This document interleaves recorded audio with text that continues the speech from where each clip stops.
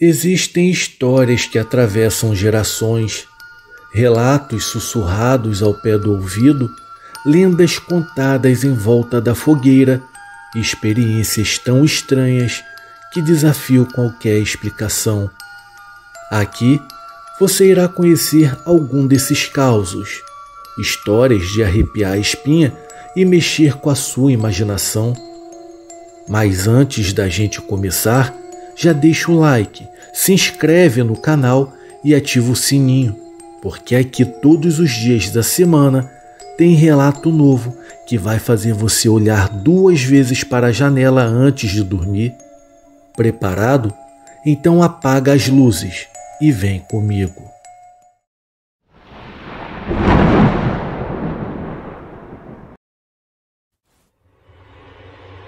Quem estava na minha casa?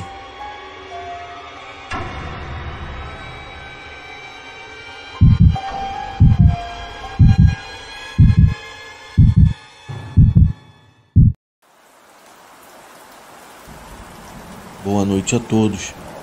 Normalmente eu não gosto de tocar nesse assunto, porque embora ele tenha acontecido há alguns anos, eu ainda não consigo entender e prefiro não pensar muito no assunto.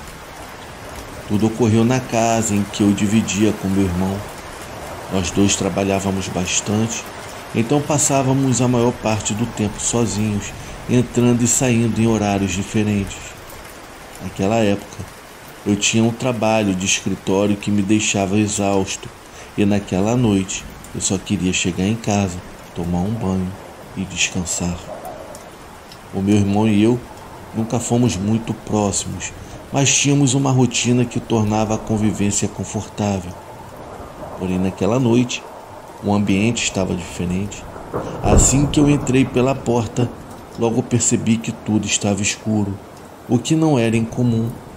Mas ao dar alguns passos indo em direção à sala, eu vi uma figura sentada. Eu a reconheci imediatamente. Era o meu irmão sentado à mesa olhando para mim. Mas ele não se movia e nem dizia nada. A casa estava em um completo silêncio e eu mal conseguia vê-lo no escuro, mas eu sabia que era ele. Ô rapaz, o que você está fazendo aí sozinho no escuro? Tá passando mal? Aconteceu alguma coisa? Perguntei tentando soar casual, apesar de sentir algo estranho. Mas ele não respondeu, apenas me olhava com uma expressão vazia, como se não importasse que eu estivesse ali. Então decidi ignorá-lo e fui até o interruptor para acender a luz da sala, dizendo que eu iria tomar um banho e depois pedir algo para jantar. Ele apenas respondeu: "Tudo bem." Meus amigos, naquele momento eu senti um arrepio ao ouvir sua voz tão monótona e baixa. Enquanto eu tomava banho, eu comecei a sentir uma sensação estranha no peito, um medo inexplicável. Eu não me sentia seguro na minha própria casa, algo que nunca tinha acontecido. Achei que talvez fosse apenas o cansaço acumulado, então terminei o banho, me vesti com roupas confortáveis e me preparei para comer, acreditando que isso me faria sentir melhor. Só que quando eu saí do banheiro, a casa estava em completo silêncio. Fui até a cozinha, mas o meu irmão já não se encontrava lá. Vamos jantar o quê? Fala aí." Eu gritei esperando que ele me respondesse de dentro de um quarto ou de algum outro lugar. Mas nada. Nesse momento meu celular tocou. Era uma ligação do meu irmão. Olhei para a tela e vi que era ele. E sem entender, eu atendi. "Ei rapaz, onde você está?" Perguntei, já um pouco irritado. Mas ao invés de responder, ouvi primeiro uma música alta ao fundo e em seguida a voz dele dizendo: "Eu estou em um bar com o pessoal do trabalho, eu saí direto do escritório. Mas por que sua pergunta?" Meus amigos, naquele momento meu coração parou por um segundo. Eu não conseguia responder. As palavras simplesmente não saíam. Eu deixei o telefone cair no chão, pois eu estava paralisado de medo. O meu irmão nunca esteve em casa naquela noite. Então, quem eu vi dentro de casa, com quem eu havia falado. Eu peguei o telefone com as minhas mãos ainda tremendo. Enquanto isso, meu irmão me perguntava o que havia acontecido. Eu não consegui responder, porque naquele instante eu ouvi um ruído suave vindo do meu quarto. Era um som como se alguém estivesse andando lá dentro, seguido pelo clique da luz sendo apagada. Eu fiquei imóvel, olhando para a porta do meu quarto do corredor. Eu não conseguia me mover, mas também não conseguia desviar o olhar. As minhas pernas pareciam estar congeladas, presas entre a vontade de correr e o impulso de continuar olhando, como se desviar o olhar fosse piorar tudo. Então, de repente, a porta do meu quarto começou a se abrir lentamente. Primeiro uma pequena fresta, depois um pouco mais, até que eu vi uma cabeça saindo. No início, eu ainda pensei que fosse o meu irmão, mas não era, não podia ser ele. A figura colocou o rosto para fora com um sorriso impossível, largo demais, como se a pele estivesse esticada ao ponto de quase se romper. Ele olhava diretamente para mim, com uma expressão que parecia zombar de mim, e os olhos eram poços escuros e vazios. Algo naquele sorriso era profundamente perturbador. Essa foi a única coisa que eu me lembro antes de tudo ficar preto. Acordei em um hospital com meu irmão ao meu lado da cama. No começo eu não consegui entender o que havia acontecido, mas quando ele me contou que o mesmo me encontrou desmaiado no corredor de casa, as lembranças começaram a voltar. As autoridades investigaram achando que alguém poderia ter invadido a casa, mas não encontraram nada. Eles confirmaram que o meu irmão nunca esteve lá naquela noite. Ele foi direto para o bar e ficou com os colegas até decidir vir me buscar. Depois desse ocorrido, nunca mais coloquei os meus pés naquela casa e nos mudamos assim que eu me recuperei. Eu não sei o que eu vi naquela noite. Talvez a minha mente estivesse tentando me alertar sobre alguma coisa.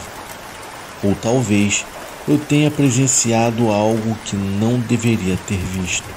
Algo que ficou preso naquele lugar, nas sombras da minha própria casa. Só sei que o que eu vi não era o meu irmão. Era algo que provavelmente havia tomado a forma dele e que me observou e esperou o momento certo para se manifestar. E até hoje, eu ainda me pergunto, o que foi aquilo que eu vi lá em casa? Boa noite.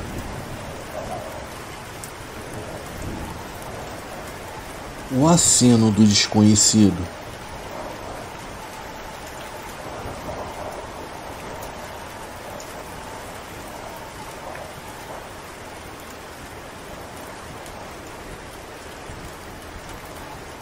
Isso aconteceu comigo e foi em uma tarde qualquer no cemitério onde eu era coveiro de longa data. E por incrível que pareça, diferente da maioria das histórias, ocorreu em plena luz do dia. O meu nome é Edu Ribeiro e esse cemitério fica em uma pequena cidade no interior do Mato Grosso. Como a própria cidade, ele se mantém com um aspecto rural. E como na maioria dos dias, a paz reinava entre as pequenas alamedas. Eu estava sentado em um banco de concreto e me via cercado pelo silêncio, quebrado apenas pelo vento e os cantos distantes dos pássaros. Por se tratar de um pequeno cemitério, eu sou o único a cuidar do local e que nesse caso, mesmo sem querer, me faz conhecer todos os visitantes, desde os mais frequentes até aqueles que só vejo em datas específicas. De qualquer forma, o cemitério estava muito bem cuidado, embora a maioria dos túmulos seja antiga. Há também alguns mais recentes, nada muito impressionante, tudo bem humilde, mas eu realmente gostava da paz que sentia naquele lugar. A questão é que enquanto eu estava apenas ali sentado, passando o tempo, algo logo chamou a minha atenção. A uns 30 metros de mim, fica o meu quartinho, onde eu guardava as ferramentas e uma série de outras coisas. Ao lado tem uns banheiros e atrás apenas algumas grandes e antigas árvores. Exatamente nesse local, eu vi um jovem alto e magro que estava em pé bem atrás do quartinho de ferramentas, o que já não fazia sentido nenhum para mim, já que para chegar até ali, ele teria que ter passado por mim. Então, mesmo surpreso, eu acenei com a mão.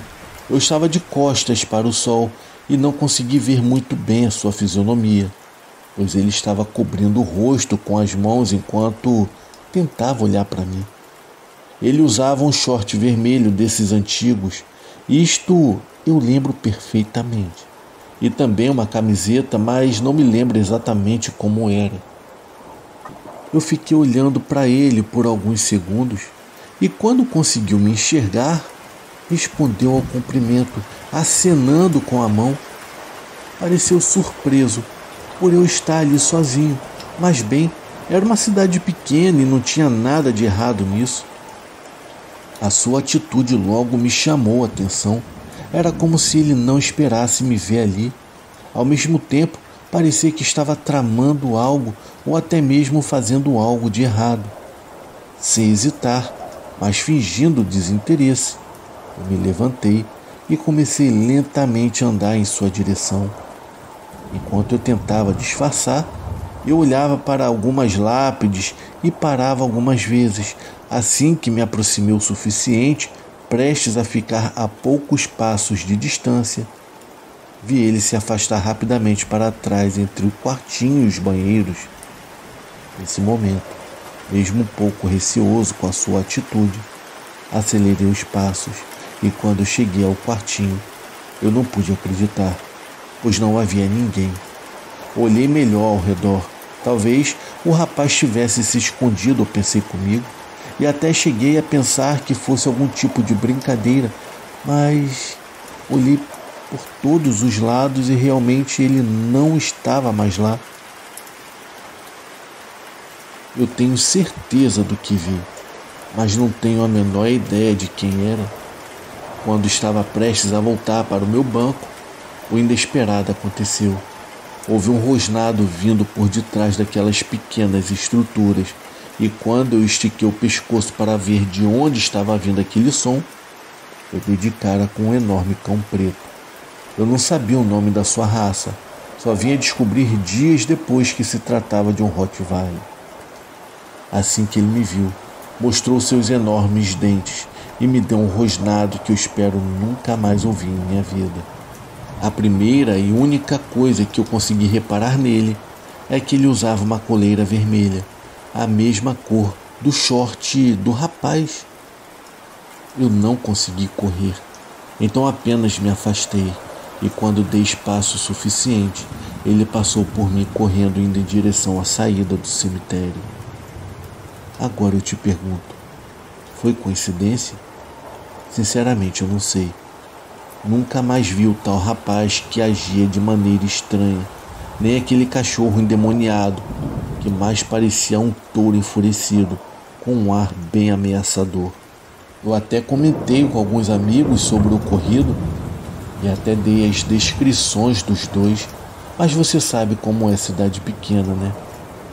Então eu decidi deixar para lá antes que me dessem um apelido eu acabasse sendo ridicularizado. De todos os anos que segui trabalhando ali, nunca mais passei por nada parecido. E graças a Deus por isso. Obrigado a todos por terem ouvido o meu relato. Fiquem com Deus.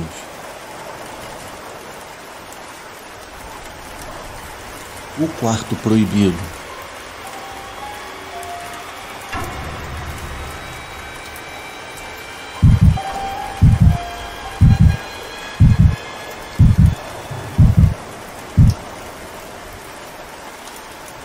Boa noite a todos, o meu nome é Paula e por um tempo eu trabalhei cuidando de uma senhora idosa, a dona Marcela.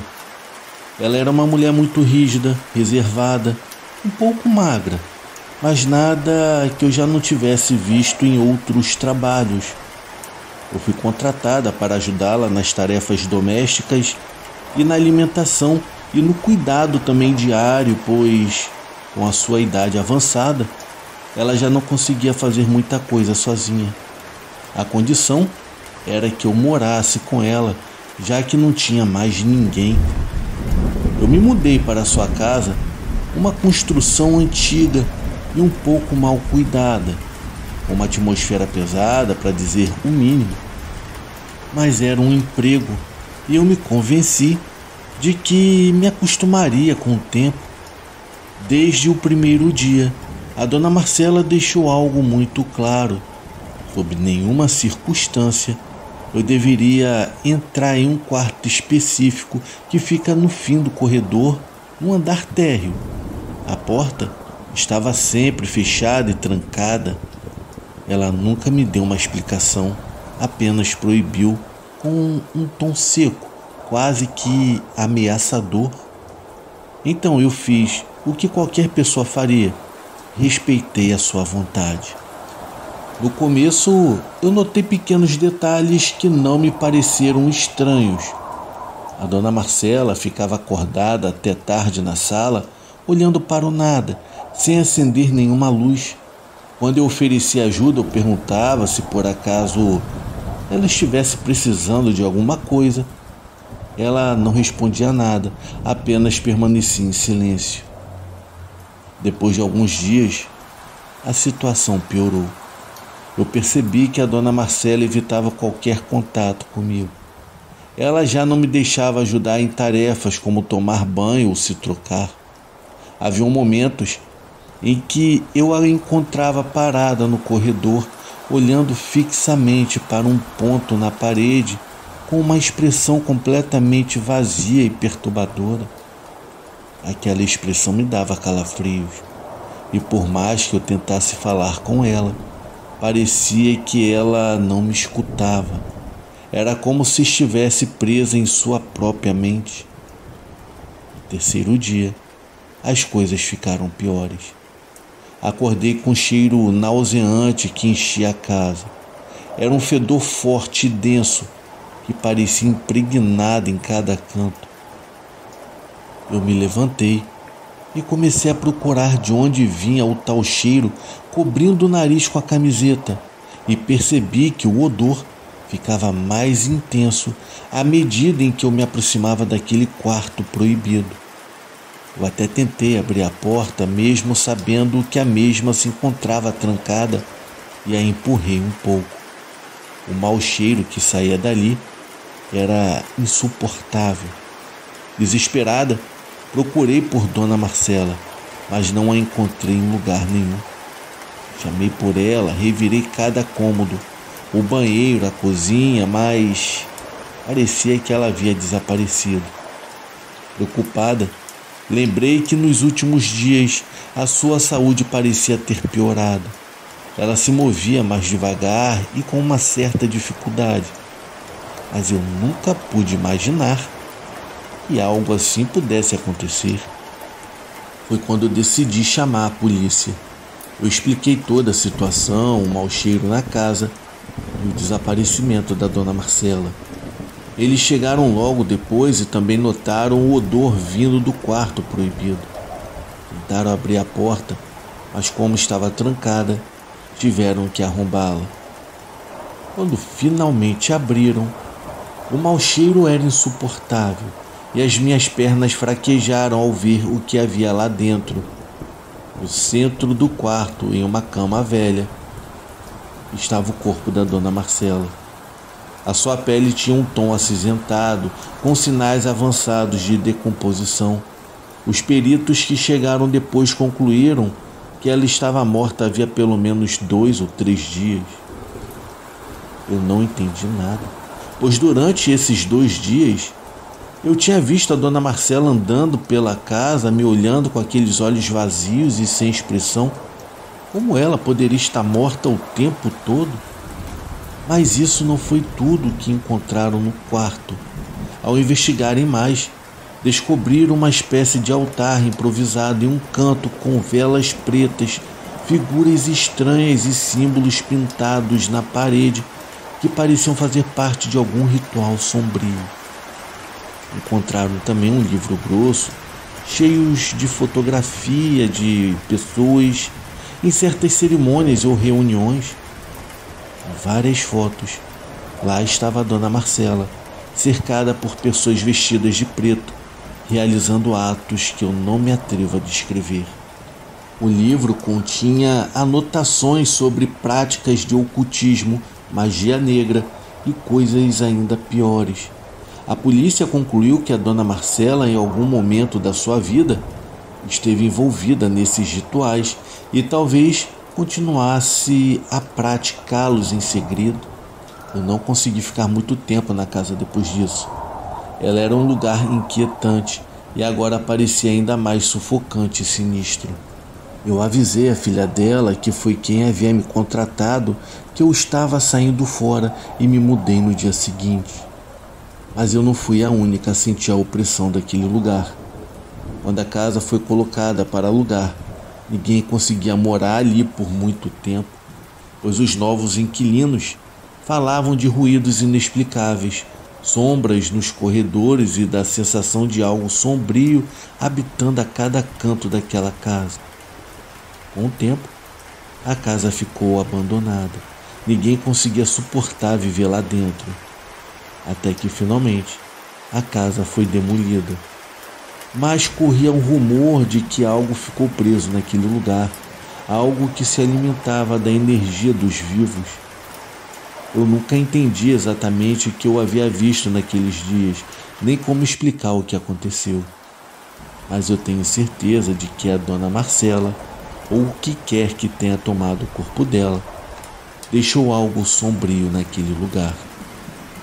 Às vezes, eu penso que aquela presença ficou ancorada naquele quarto, à espera de alguma coisa.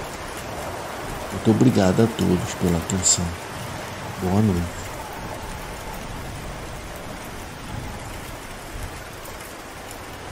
O mistério da mercearia abandonada.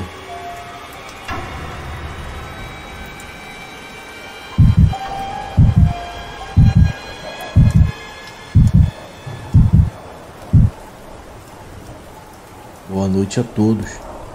Eu não era uma pessoa que acreditava em histórias de fantasmas ou aparições, mas o que eu vivenciei em uma determinada noite me deixou com uma sensação que eu não consigo tirar da cabeça e me fez mudar totalmente de opinião.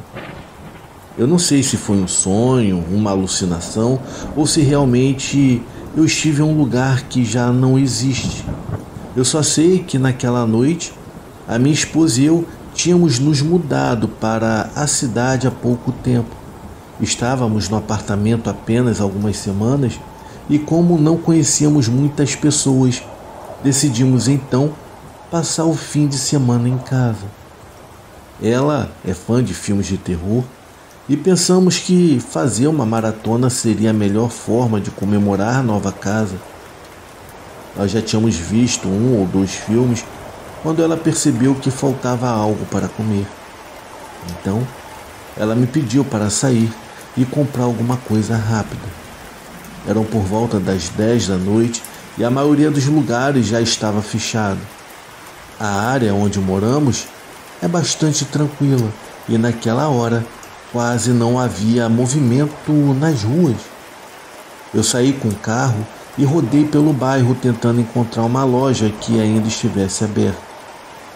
Depois de alguns minutos, eu vi uma pequena luz no final de uma rua secundária. Não parecia ser uma loja muito grande, mas de fora parecia ser uma pequena mercearia com prateleiras e alguns produtos visíveis pela janela. Eu decidi entrar, pois tudo parecia normal, mas assim que eu cruzei a porta, algo soou muito estranho. A luz de dentro era muito fraca, como se apenas uma lâmpada velha estivesse iluminando o local.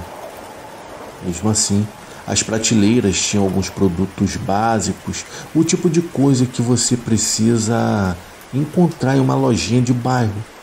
Mas o que realmente me deixou completamente desconfortável foram as pessoas que ali estavam. Não haviam muitas, Apenas 2 ou 3, mas todas me olhavam sem dizer nada, sem nem se mexer. Os seus olhares eram fixos e, embora eu tentasse ignorar, eu sentia um calafrio pela forma como elas me encaravam. Naquele momento, eu enviei uma mensagem para minha esposa dizendo que eu havia encontrado uma loja aberta, mas que o lugar parecia um pouco estranho.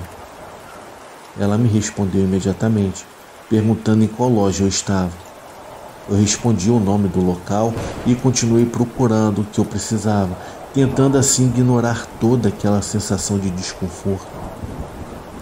Mas enquanto eu andava pelos corredores, eu comecei a me sentir tonto. Eu não saberia explicar se era por causa da luz fraca ou do cheiro de mofo forte que impregnava todo o ambiente, mas a minha cabeça começou a girar. Foi então que a minha esposa me mandou uma outra mensagem e, ao ler, eu senti o meu coração parar por um segundo. Ela tinha procurado o nome da loja na internet e disse que o local parecia como fechado permanentemente. Ao que parece, houve uma explosão de gás anos atrás e o lugar nunca mais foi aberto. O pior foi que ela me pediu para enviar a minha localização para confirmar se eu estava realmente nesse lugar. E, embora eu hesitasse, eu acabei enviando.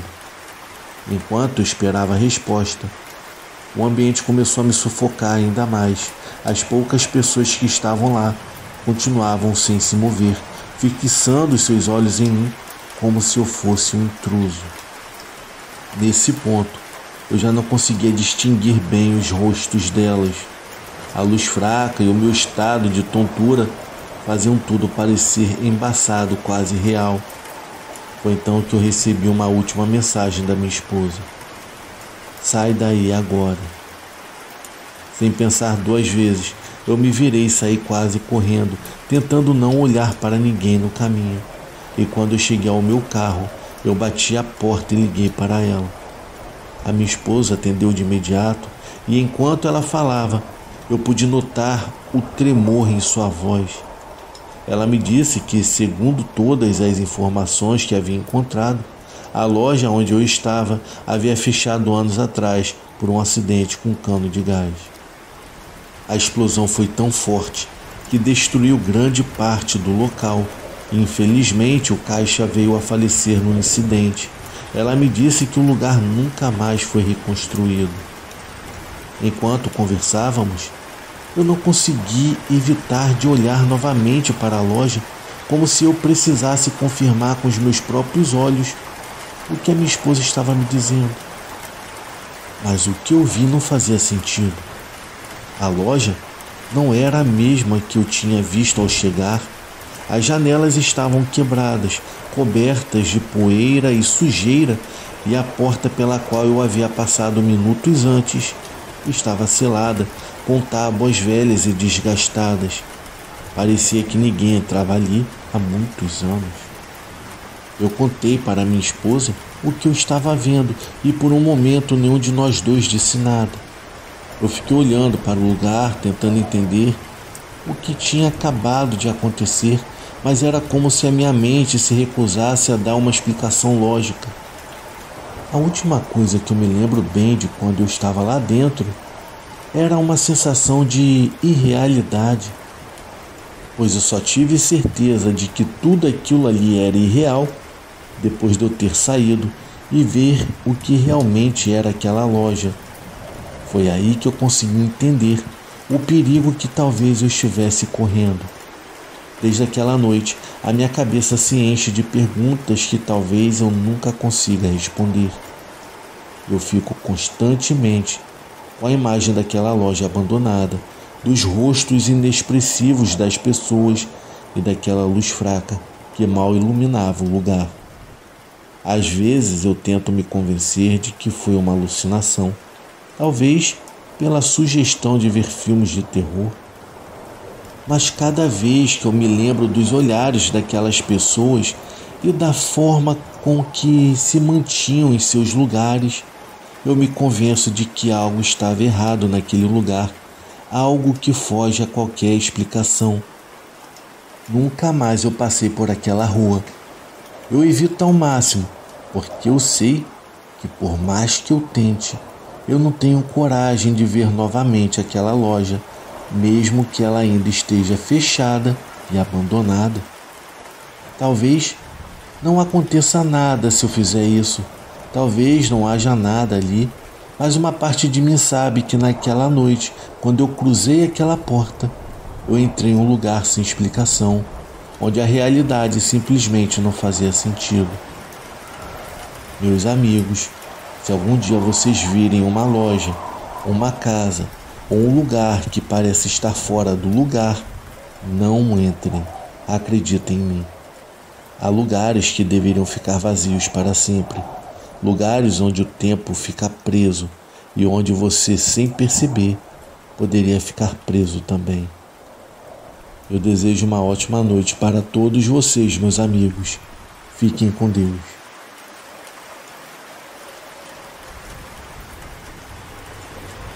Vozes na névoa.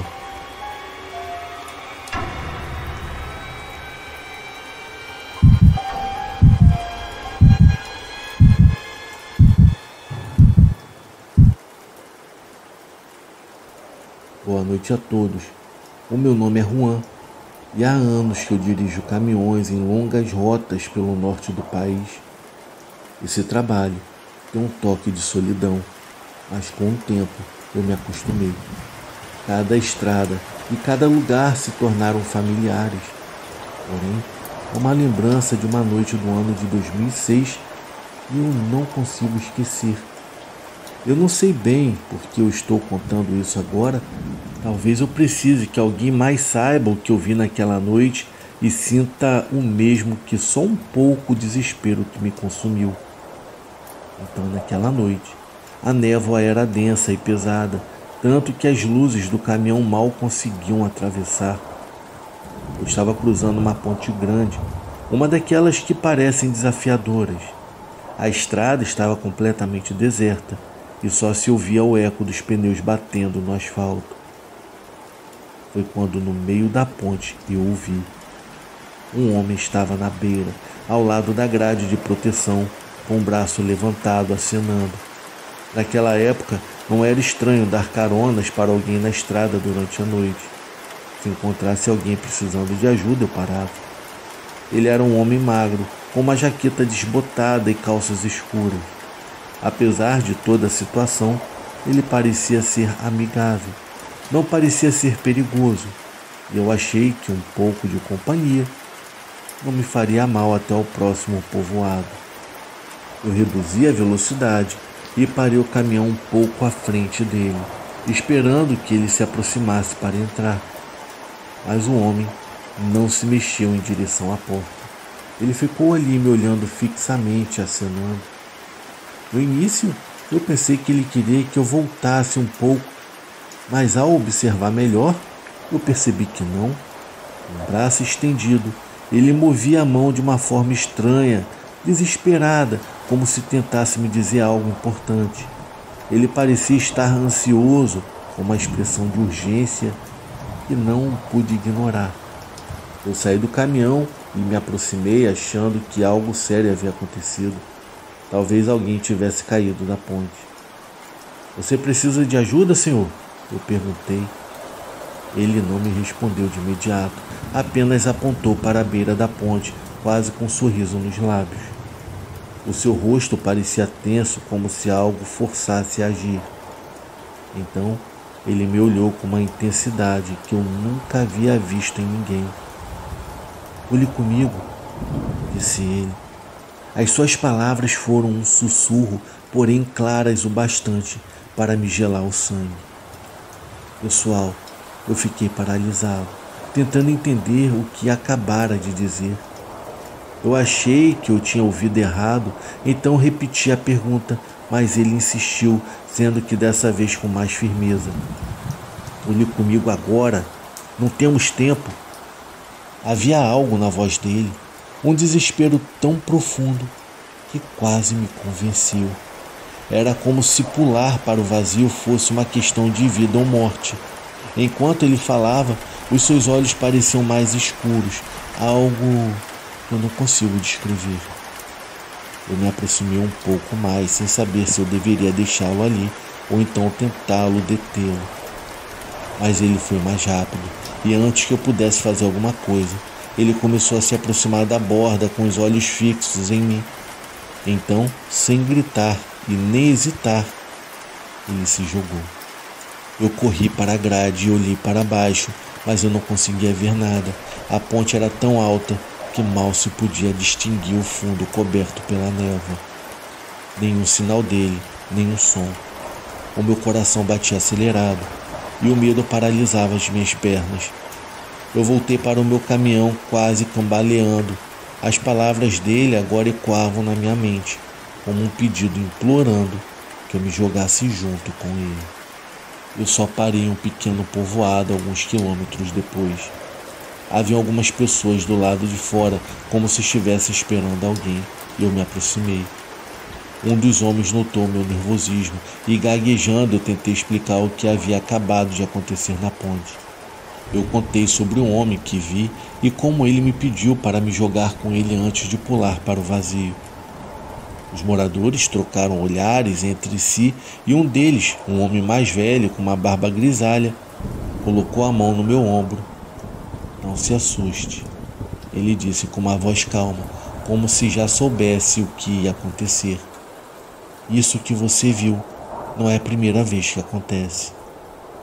Na hora eu fiquei em silêncio tentando entender e o homem continuou. "Há muito tempo esse sujeito que você fala tirou a própria vida naquela noite. Dizem que no momento em que ele pulou, havia alguém perto que tentou ajudar, mas em vez de aceitar a ajuda, tentou puxar a pessoa com ele para o vazio, e ele não conseguiu, e só ele caiu." As palavras daquele homem me abalaram. Há quem diga que desde então ele parece na ponte buscando alguém que se jogue com ele e que complete o que ele não conseguiu fazer em vida. Eu não soube mais o que dizer naquele momento. Eu fiquei ali sem conseguir me mexer, sentindo um peso daquela história cair sobre mim. Era como se algo frio me envolvesse, e por mais que eu tentasse racionalizar o que eu tinha visto, algo dentro de mim me dizia que tudo isso era real. Naquela noite, naquela ponte, havia algo além da lógica, e desde então eu evito aquela estrada. Podem me chamar de covarde, mas talvez alguém ache que foi uma alucinação ou fruto do meu cansaço. Mas eu sei o que eu vi. Eu sei que aquela voz, aquele olhar que me convidava ao vazio, eles não eram normais. Às vezes, às noites que eu estou sozinho na estrada, eu não consigo evitar de me lembrar daquele rosto e daquela forma como ele me olhava. Era como se realmente acreditasse que saltar com ele era a única saída. Boa noite a todos. Você que chegou até o final do vídeo, realmente eu lhe agradeceria se você desse o seu like e se inscrevesse para receber mais conteúdos como esse. Por hoje é só, mas nos veremos em breve no próximo vídeo.